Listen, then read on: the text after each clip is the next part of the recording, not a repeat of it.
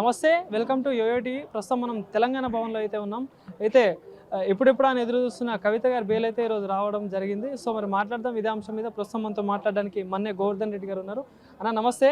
So ఏదైతే చూసుకుంటే ఈరోజు బెయిల్ అయితే రావడం జరిగింది. ఇప్పుడెప్పుడు అని చూస్తున్నా కొన్ని అంటే తప్పుడు అలిగేన్స్ మరి ఏందో చాలా వాదనలు అయితే వింటా ఉన్నాం, ఆరోపణలు కూడా విన్నా ఉన్నాం. సో మరి ఏం చెప్తారు దీనికి?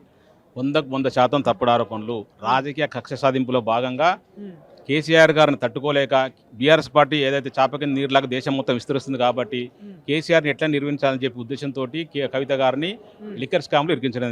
మేము పదే చెప్పడం కవిత గారు చెప్పడం జరిగింది, నేను ఎలాంటి స్కామ్ చేయలేదు, ఎలాంటి అవినీతి పాల్పడలేదు, నాకు లిక్కర్ స్కామ్ నాకు ఆమెకు సంబంధం లేదని చెప్పి క్లియర్గా చెప్పడం జరిగింది. అయినా కానీ బీజేపీ పార్టీ కాంగ్రెస్ పార్టీ కావాలని కక్షపూరితంగా కేసులు ఇరికించేసి ఏదైతే కేసులో ఉన్న వాళ్ళని అప్రూవల్ చేయించి కవిత గారి పేరుని వాళ్ళతో చెప్పించి కేసులో ఇంప్లిమెంట్ చేసిర్రు. దాంట్లో భాగంగానే దాదాపు 163 రోజులు జైల్లో ఉన్నది. న్యాయ పోరాటం మేము గతం నుంచి ఫస్ట్ నుంచి చెప్తున్నాం. పార్టీ కానీ మా కేసీఆర్ గారిని కేటీఆర్ గారిని క్లియర్ చెప్పడం, మేము న్యాయ పోరాటం చేస్తాం, ఎవరికి లాలుచిపడం, ఖచ్చితంగా న్యాయ పోరాటంలో మేము ఎలాంటి తప్పు చేయలేదు కాబట్టి ఖచ్చితంగా బెయిల్ వస్తుంది, బెయిల్ వచ్చినప్పుడే వస్తుందని చెప్పారు తప్ప ఎక్కడ కూడా ఎలాంటి అక్రమాలకు పాల్పడలేదు.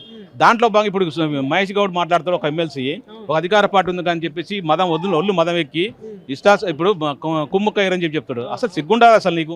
అసలు ఒక కోర్టులో దాదాపు ఆడపిల్ల 163 రోజులు ఉంటే ఈ బెయిల్ వస్తే కూడా ఒక భారతదేశంలో అత్యున్నతమైన న్యాయస్థానం సుప్రీంకోర్టు. ఆ సుప్రీంకోర్టు దాదాపు గంటన్నర పాటు చర్చలు పెట్టి డిస్కషన్ పెట్టేసి ఆధారాలు ఎలాంటి ఆధారాలు చూపించినందుకు వాళ్ళు బెయిల్ ఇచ్చారు.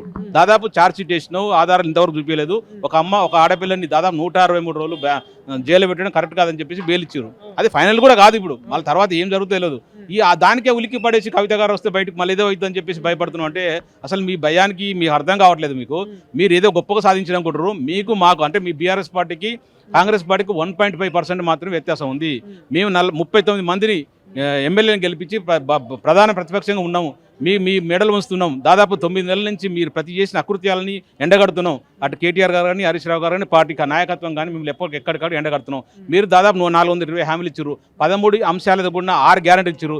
ఇంతవరకు ఏ ఒక్క గ్యారంటీ అమలు చేయకుండా వీటి మీద దృష్టి పెట్టకుండా మా మీద బట్టి ఏడుస్తారు. పొద్దున్న లేసే రేవంత్ రెడ్డి గారు కానీ కాంగ్రెస్ పార్టీ కానీ, పొద్దున్న లేసే కేసీఆర్ గారు కానీ కేసీఆర్ ఫ్యామిలీ మీద కానీ బీఆర్ఎస్ పార్టీ మీద ఏడ్చి వచ్చేటట్టు తప్ప మీ వల్ల ఏది కాదని చెప్పేసి ప్రజలు అనుకుంటారు. మీరు ఈ ఏడుపు మానేసేసి మీరైతే హామీలు ఇచ్చారో ఆ 420 హామీలను అమలు చేసే విధంగా చేయాలి తప్ప అంతేగాని బీజేపీలో బీఆర్ఎస్ విలీనం అవుతుంది ఒకడంటాడు ఒక విధవ అంటాడు. ఏమిటంటే ఒకడు కాంగ్రెస్ విలీనం అవుతుంది ఒకడంటాడు. అసలు మీరెవరు మా పార్టీ గురించి విలీనం అవుతుందని చెప్పేసి అటు బీజేపీ పార్టీ అసలు కాంగ్రెస్ పార్టీ ఒకటి అని మేము క్లియర్ చెప్తూనే ఉన్నాం. ఇప్పుడు పరిపాలనలో భాగంగా కాంగ్రెస్ పార్టీ ఏం చేస్తే బీజేపీ ఉంటుంది, బీజేపీ ఏం చేస్తే కాంగ్రెస్ పార్టీ ఉంటుంది. బీజేపీ బడేబాయి చోటాబాయి ఇద్దరు కలిపి ఇక్కడ అందరినీ అన్యాయం చేయాలని చూస్తున్నారు. కానీ ప్రజలు తెలుగు కల వాళ్ళు చైతన్యవంతులు తెలంగాణ బిడ్డలు.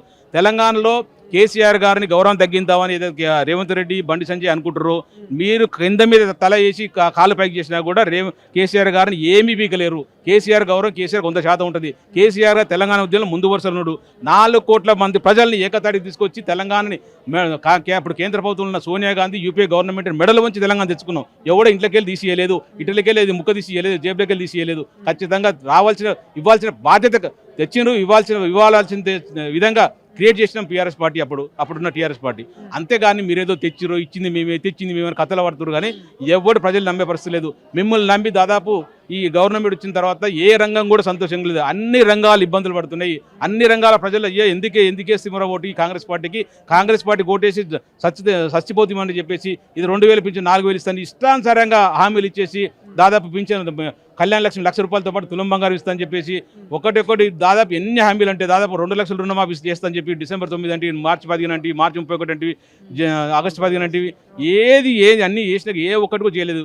ఏదో ఉచిత బస్సు చేసేసి దానికి మొత్తం అద్భుతం జరిగిపోయిందని చెప్పి ఇంకా సంఘాలు గుద్దుకుంటున్నావు కదా. ప్రజలందరూ నిరుత్సాహంతో ఉన్నారు. నీ ప్రజలు నువ్వు ఏమి ఇచ్చిన హామీలను దాని మీద ఫోకస్ పెట్టండి, దాని మీద ఇంప్లిమెంట్ చేసే విధంగా ప్రయత్నం చేయండి తప్ప మా పార్టీ మీద మా నాయకుల మీదనో మా అధిష్టానం మీదనో మా కేసీఆర్ మీద ఏడిస్తే ఏం లేదు. ప్రజలకు తెలుసు ఏదో తప్పు జరిగిపోయింది. రాబోయే రోజుల్లో ఖచ్చితంగా బీఆర్ఎస్ పార్టీకి 100 సీట్ల పైచిలకు మెజార్టీతో గెలుస్తాం. 100 సీట్లతో మంచి భారీ మెజార్టీతో ముఖ్యమంత్రిగా మరోసారి కేసీఆర్ వస్తాడు. ఏదైతే నువ్వు ఈ 5 సంవత్సరాలు అంటే ముఖ్యమంత్రిగా ఉన్న రోజులు ఏదైతే తెలంగాణ వెనక నెట్టేసినావో రాబోయే రోజులలో అంతకు మంచి పరిపాలన చేస్తాడు. చూస్తే ప్రజలు కూడా 10 సంవత్సరాల అనుభవం చూసారు. రాబోయే రోజుల్లో ఎట్టుంటుందో చూస్తాం. కానీ ఇంకోటి చూసుకుంటే ఏదైతే నిన్న కేటీఆర్ గారు కానీ హరీష్ రావు కానీ కొంతమంది ఎమ్మెల్యేలు వెళ్ళారు కాబట్టి అక్కడ అంతర్గతంగా సంప్రదింపులు అంటే ముచ్చట్లు జరిగాయి కాబట్టి ఈరోజు కవిత గారికి బెయిల్ వచ్చింది అని చెప్పేసి కూడా వాళ్ళు ప్రధానంగా ఆరోపిస్తున్న పరిస్థితి కనిపిస్తుంది. సో ఏం చెప్తుంది? ఎవరైతే అన్నారో వాడికి సిగ్గు లేదని చెప్తున్నాను. ఎందుకంటే ఇట్లాంటి సంప్రదింపులు చేసి లాలుచి పడేసి వస్తే 163 రోజుల ముందే ఒక ఆడపిల్లని జైలు పెట్టుకుంటాం. ఎవరైనా మన ఇంట్లో పెట్టుకుంటాం, ఒక్కరోజు ఎక్కడికన్నా పోతేనే మనం కింద మీద అవుతుంటాం. అట్లాంటి 163 రోజులు తిహార్ జైల్లో మన ప్రాంతంలో జైలు ఉంటే ఆ రోజే సంప్రదింపులు చేసేవాళ్ళు కదా. మేము ఎందుకు పోయినాం అంటే ఖచ్చితంగా న్యాయ పోరాటం చేద్దాం పోయినాం. గతంలో చాలా సందర్భాలు హరీష్ రావు గారు, కేటీఆర్ గారు న్యాయ నిపుణులతో మాట్లాడుకున్నారు, డిస్కషన్ పెట్టిరు, మేము ఏ తప్పు చేయాలని చెప్పి దానికి కావాల్సిన ఆధారాలు చూపించారు. దాని మీద ఆర్గ్యుమెంట్లు అవుతున్నాయి. ఒక్కరోజు సడన్లీ ఇయర్ వచ్చింది కాదు కదా.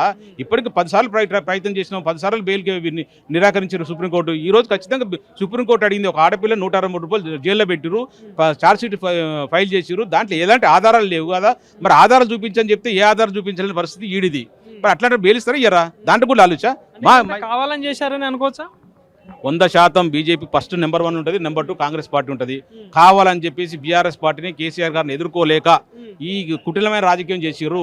కవిత గారిని అడ్డం పెట్టుకొని ఏదో చేయాలనుకోరు, కానీ ఏమి చేయలేదు. కవిత గారు వణుకు జనకలేదు. ఖచ్చితంగా కవిత గారు ఫైట్ చేసిరు. కవిత గారు క్లియర్ చెప్పింది, నేను కడిగిన ముత్యంలో బయటకు వస్తాను, ఎలాంటి తప్పు చేయలేదు, ఎలాంటి అవినీతి చేయాలని చెప్పారు. ఖచ్చితంగా బెయిల్ వస్తుంది. న్యాయ పోరాటం చేసినాం, న్యాయంగా ఖచ్చితంగా సుప్రీంకోర్టు బెయిల్ ఇచ్చింది. మేము స్వాగతిస్తున్నాం. అటు కవిత గారికి కూడా శుభాకాంక్షలు తెలియజేస్తున్నాం. Thank you.